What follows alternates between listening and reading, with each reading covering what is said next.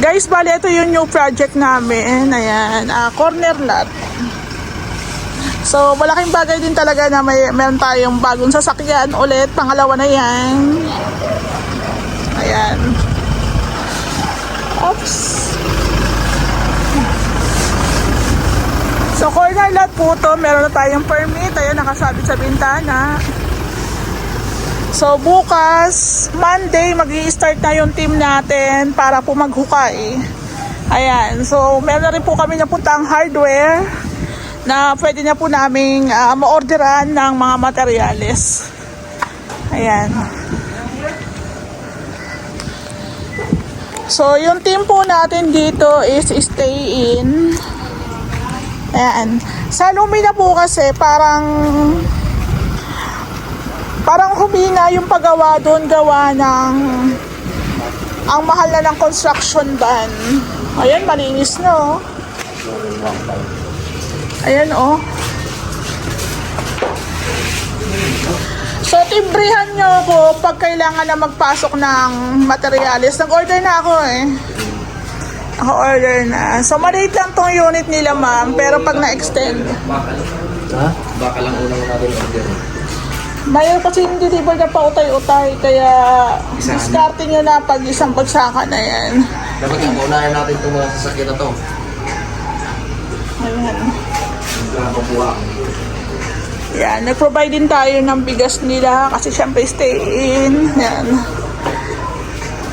So meron silang wirings ito. Makikihiram muna sila ng tubig sa kapitbahay gawa ng bukas pa lang po ikakabit yung ating mga material. Bukas pa lang po kasi ikakabit yung ating tubig. Ito yung mga gamit. Ayan.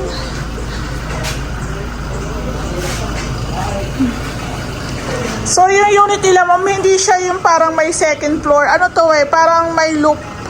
Pero ito po is iislaban po natin yan. Tapos extend natin na ng medyo mataas ng konti. Tapos atras tayo kasi sasagad na tayo doon sa kabilang wall. Ayan.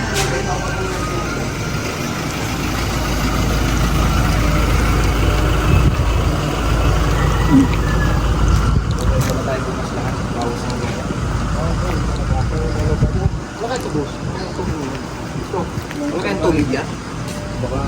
Pati yun oh. Hindi, baka pinasadya lang nila yan para pag ano. Pati rin yan eh. Oo. Ang asintada lang dyan, ano, block dyan, yung dugtungan na yun. Taas kasi no? Ano na yan? Dito lang yung ano. Dito. Lupa? Oo. Oo. Inantay sa kalsada. Ayun. Intas naman nila. Inantay sa kalsada. Bumaba yun, yung sa kanila. Bumaba. Hindi pa rin magbaba.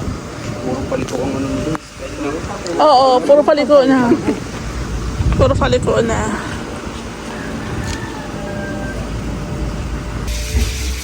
Hindi na babalik kayo sa ako? Wala na. May kontak ako dyan. Pumunta rito. 1.5 isang truck. Hindi ko pa nakikita yung truck nila. Baka ay ano lang. Pedicab lang. Ano pa nga eh. Kung alas 6. Sabi ko, pakita mo muna truck mo.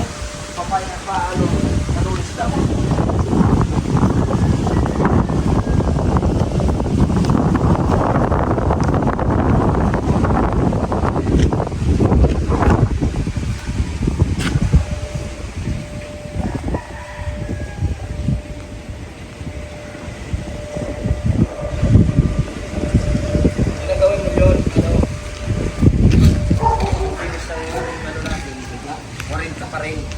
Pero ano na, nakaplas ng hollow block.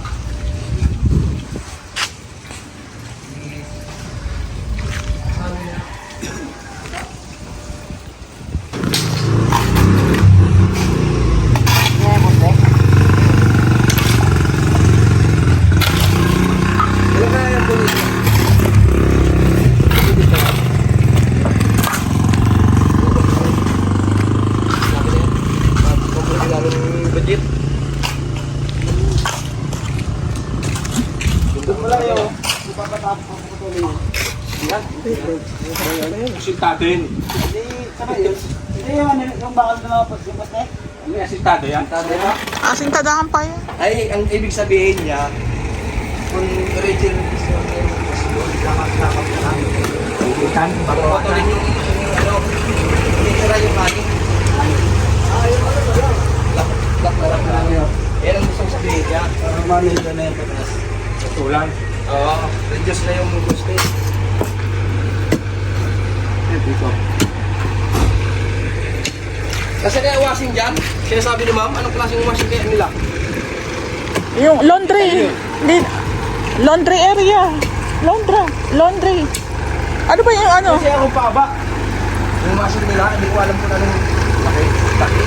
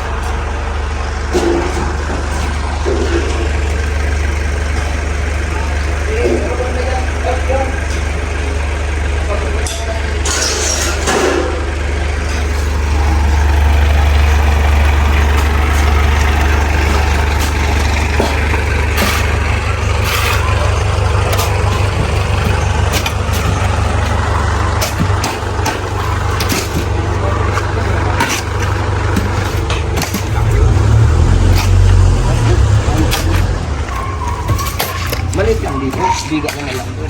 Ano pa nito? Saka ano nito, biga nito. Paano pa ba to? Oo.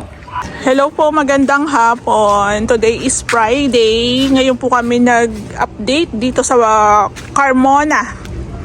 Ayan yung ating update dito. Picture. Ayan. So, yung mga lupa talaga, konting hukay lang, pero ang dami. Ang dami. Actually, nakailang pahakot na rin po kami dito. Ayan. So, bali, ito po yung kanilang, ito, additional po to ni ma'am, septic. Meron siyang existing, pero maliit lang. Takot ka na naman pa ngayon, pre. Kaya, nagpa-add sila, ma'am. Ayan. Ayan. So, bali ito, septic tank. Actually, sa mga pabahay naman, meron naman ng existing. Kaya lang, maliit lang. Kung nakadalawang balik ka, So, bali, babaguhin po natin yung mga tubo na nakalagay dyan. So, bali, nung Wednesday po ata sila nakapagbuhos sa ating slab. Ayan. Tapos, ito, nasa 1 meter lang. Oh, wala yata. Nasa 1 meter po ata ang taas ng bakod dito. Tapos tinaasan po yung poste. Yung, ito pong sa Meralco, ililipat po yan kasi dito po yung magiging main gate. Tsaka ito pong itong alley, ang tawag ba dito? Yung sa mga block na yan, no? Ito po ililipat doon. Tapos ito, doon. Ayan. So, pinataasan yung ating poste. Ang una kasi is nasa 2 meters po ata. So, taas ng konti. Pwede naman yung kasi dito wala nang restriction eh. So, dito yung main gate. Sakto, andyan yung septic. Maglalagay tayo ng septic na clean out. Oh, Joey! Ayan. So today din po magpapasweldo na rin si Ray kasi ang team po natin dito is stay in po sila. Ayan. So yun naman po yung napag-usapan namin na lalabas na tayo ng Cavite ay lalabas na kami ng Lumina gawa ng mahina na po ang paggawa sa Lumina dahil mataas na nga po ang construction ban. Ayan, nagpapasweldo na si Ray. So, ito pong unit nila, ma'am. Naka-loft style po ito. Naka-loft style na bakal po ang ginamit. Pero ito, pinasadya na ni ma'am na bakal o slab. Ayan. Pwede ba tumapak dito, mahal? Wag na. Wag na. Ayan. So, bali, ito yung existing na hagdan dito. So, magkakaroon tayo ng tibag dyan sa may bintana kasi uurong na tayo doon sa extension. Ayan. So, itong CR, titibagin din po yan. Titibagin din po yan. Kaya, luluwag na po dito ng mahaba. Mahaba na po ang mangyayari dyan. So, ayun yung slab, medyo mataas lang. Pwede makiat dito? Sige. At saka ka na sumama. Ayan, tabi po. Hawak lang. Hindi, dito lang naman ako. So guys, hindi na ako aakit gaano kasi makahulog ako. Ayan. So, ito, Wednesday lang siya binuhusan. So, waiting tayo ng mga 28 days. Tapos, mapapansin nyo, may mga bakal pa dyan na nakaabang. Magpapader po tayo, pataas. Kasi second floor, gagawin na po second floor yung pinaka-loop. Ayan, tapos dito, uurong, tatasan po natin yung ceiling. Yung roofing gagalawin, tataas ng konti. Ayan. So, I think matagal na rin po yung insulation, pero hindi naman po siya agad-agad nasisira. Takot lang ako, medyo mataas. Hello po, update po tayo dito sa project namin sa Carmona. Ayan, corner lot po ito. Bali yung unit po nila, ma'am, is a loft style. So bali ito po is parang yung loft niya gagawin na siyang slab. So parang is second floor na.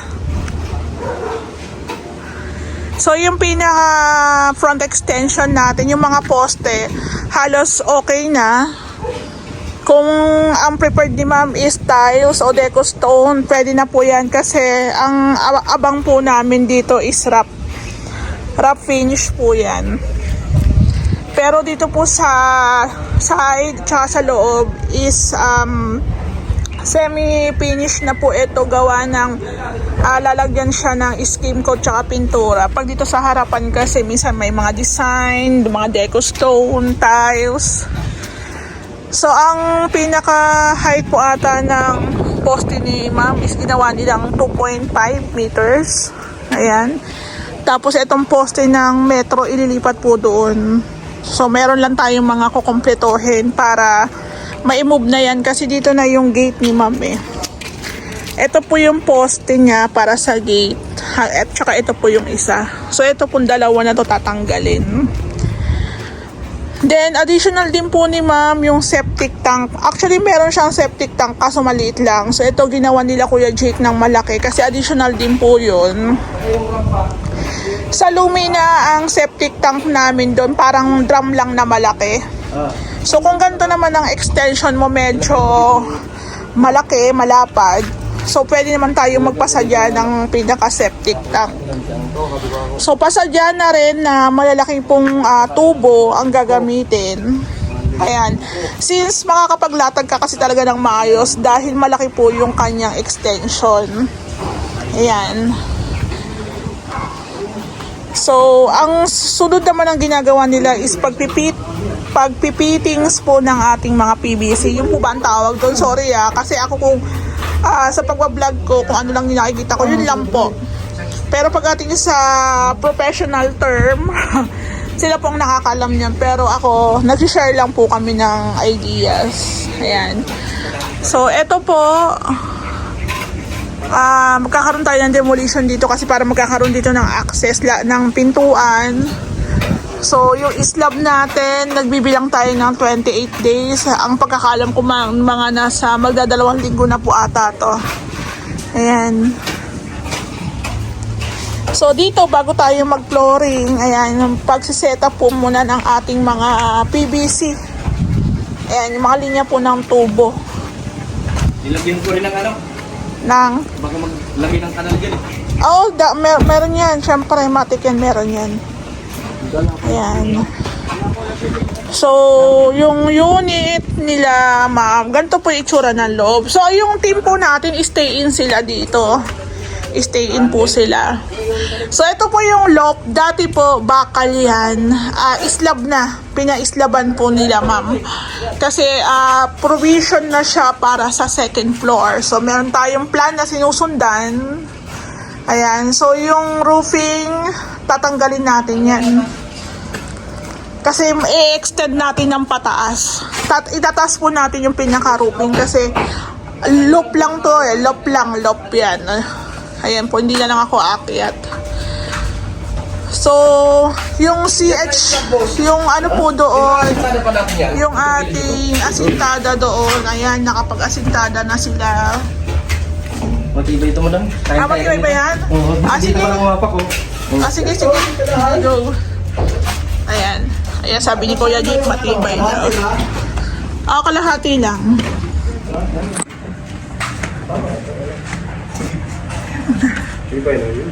Aray ko. Ayan guys. Ito na po yung second floor nun.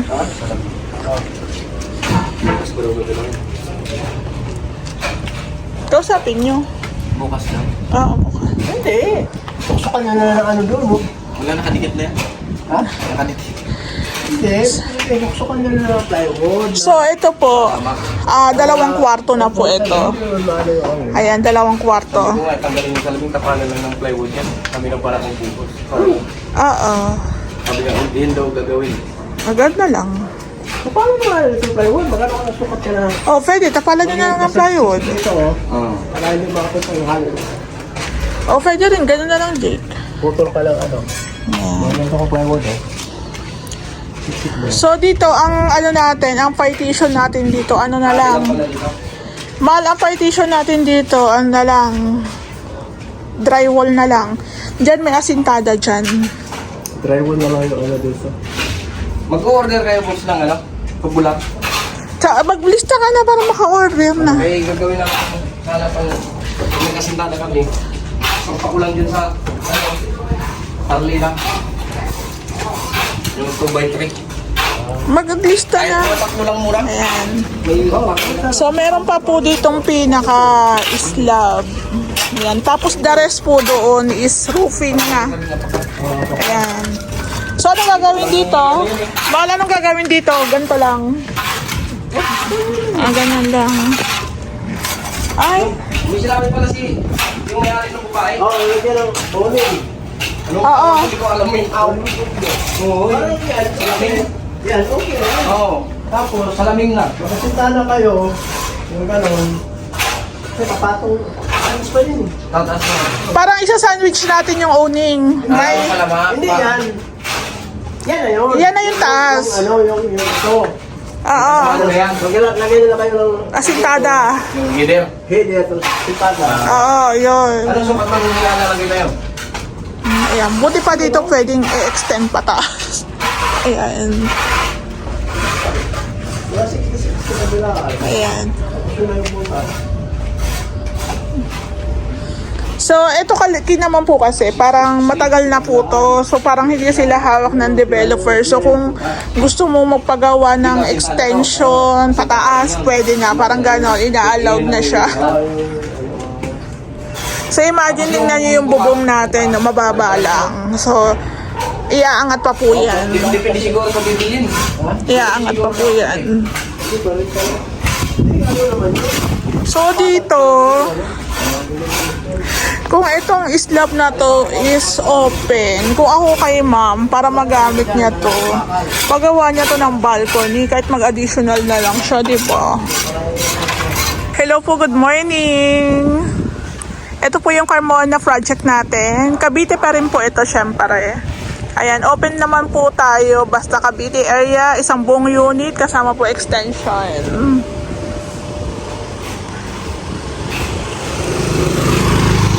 So, ito nga po palang unit ni ma'am, parang roof replacement na rin, gawa ng tinaas kasi yung pinaka-roofing. Parang ang original kasi is loft lang. Ayan, kung mapapansin nyo, meron na tayong dinagdag na CHB, asintada. Meron din tayong beam. So kung mapapansin nyo po sa kapitbahay ni Ma'am, katalikuran is naka second floor na rin po siya. So parang ibang-iba na po siya. Hindi ko lang to na-upload sa YouTube kasi no time po talaga ako. So idudugtong ko na lang po ito. So itong posting natin baka sa mga susunod na araw, once na okay na po yung paglilipatan po ng metro, baka tanggalin na rin po ito. Tsaka ito po kasi dito na yung pinaka-gate. Ayan. So ang mangyayari po dito, doon sa likod na part, yun po yung naka-slab. Tapos dito naman sa may harap, parang ito yung high ceiling. High ceiling po yan. So etong insulation, napansin ko parang tinabi nila, oh. Ayan. So yung may-ari pupunta, pag-uusapan namin to kasi sa plano, sa inquire pala, slab lang siya. So parang nangihinayang si ma'am kung walang gagawin dito. Parang gusto niyang ipatuloy as a balcony. So pag-uusapan namin kung finish ba yung balcony o bird type lang. Kasi syempre pag sinabi natin bird type, asintada lang yun, poste lang yun. So kung finish, meron siyang roofing, may kisame, may tiles, may pintura. So iba po kasi ang singilan sa finish, kung bird type lang o talagang finish po talaga siya. So dito, nagawa na ng team yung ating septic, may cover na rin po yan. Ito na yung abang para sa clean out. So I think kung may budget naman si ma'am, why not na ipatuloy niya na rin, 'di ba? Para isang gawaan na lang. So yung original po na bahay, hanggang dyan lang po sa may pintura na puti, tapos roofing na. Kung mapapansin nyo, nag-asintada po yung team natin kasi as kay client pong decision, itataas po yung ating roofing. Ayan. So nagpaabang din po siya dito ng parang lalagyan po ng owning. Hindi ko alam kung owning o fixed glass ang ilalagay.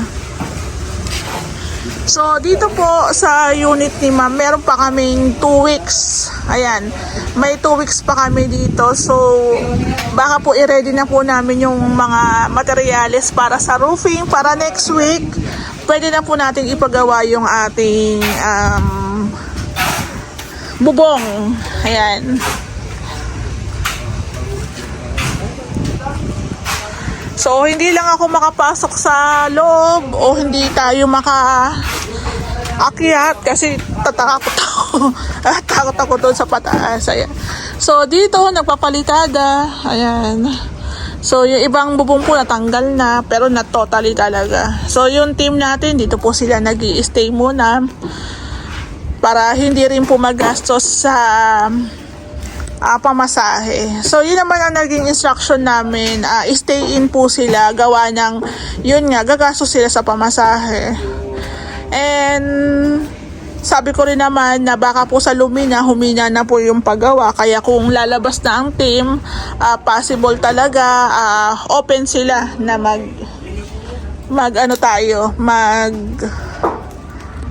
gumawa sa labas. Ayan, mangkontrata sa labas.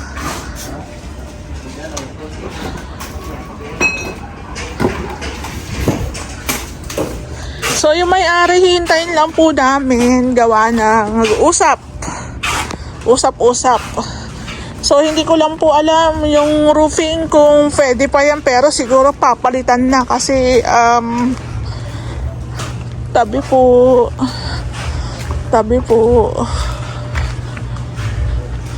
So, yung roofing natin, ayan, tinanggal. So, siguro mas maganda replacement na rin kasi hindi na kami makakuha ng ganyang klase po na... Kasi siyempre pag ganyan po ka sa developer, meron talaga silang kinunan na supplier. Ayan. So, tumaas na yung ano ni ma'am. Tumaas na.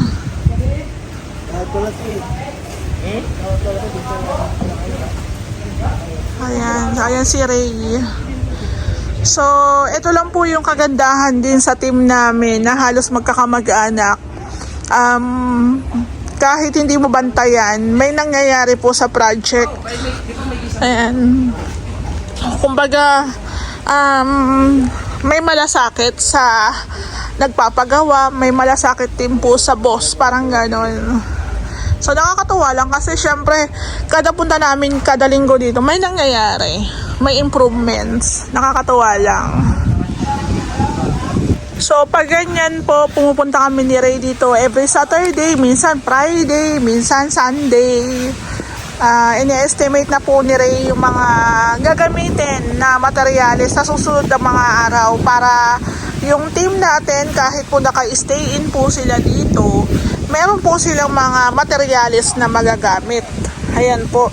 Minsan, nag-iiwan din po ako ng pera kay Kuya Jake para kung halimbawa kulang sila ng semento, kulang sila ng buhangin, sila na lang po yung o-order. Meron naman po silang motor dito na dinala. Ayan, so ganun lang yung instruction. Tsaka hindi, basta nag-instruct naman sa kanila si Ray, alam na rin naman nila yung gagawin eh.